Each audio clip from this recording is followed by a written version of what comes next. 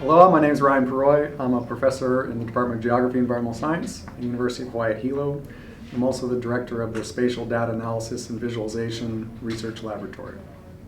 We use technology in a number of different ways in the research lab. One of our primary focuses is to look at applying geospatial technologies to local problems of environmental significance. So we use a lot of GIS, we use a lot of remote sensing, and one of the primary methods of remote sensing we use are using these drone platforms or unoccupied aerial systems.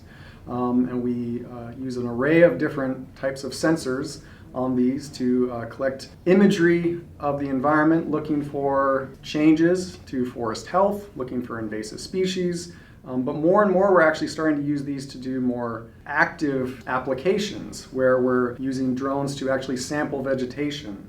So those are some of the applications of technology that we use in the research lab. We also, from the imagery that we collect for the problem of invasive species detection or endangered species detection or whatever it is you're interested in, we're using artificial intelligence to basically sift through the thousands and thousands of images that we collect to be able to detect the species of interest or concern. And so I've got a number of people in my lab who are their primary activity is developing these different machine learning algorithms for different species of interest. A big problem in Hawaii has to do with the availability of imagery in some of the areas that we care the most about. So in some of the areas of native forests, there's not very much imagery. It's cloudy all the time. And unlike the mainland, where there are national programs where they map every year for the National Imagery Program, we don't have that here in Hawaii. So that was a big surprise to me when I first moved here, was just the lack of imagery.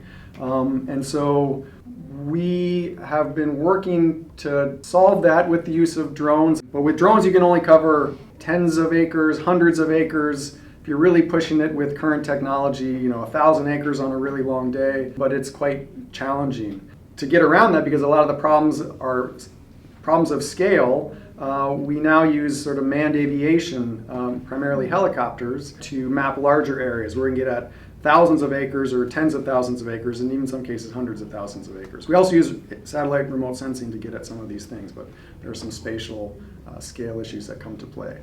A pie in the sky need or vision that I would have would be to have basically long endurance, manageable, meaning something that could fit in the back of an SUV, drones that could fly for 10 to 12 hours and are able to basically cover large watersheds or even entire islands on a pretty regular basis. And there are some FAA regulatory things that are currently sort of limiting that becoming a reality, but that's getting closer and closer. So basically, long endurance drone that's able to regularly image some of these areas that we care the most about. I think that could be a pretty big game changer for us. Another issue that often comes is the turnaround time between the imagery acquisition or the data collection and the analysis to get at a product that's actionable.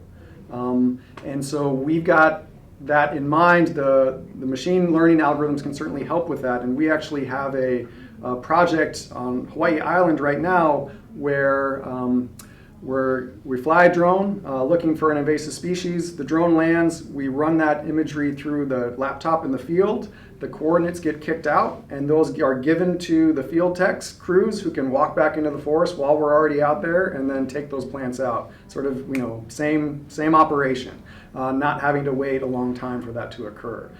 So that ability to sort of, turn around the information really quickly, that's one that we're working on, and I think there's a lot to be done in that area. But there is a lot of exciting things happening right now in terms of drones that can fly through the canopy. So drones that can fly through forests and avoid tree trunks and map out the subcanopy. And I think that is an area that there's a lot that could be done here in Hawaii in particular.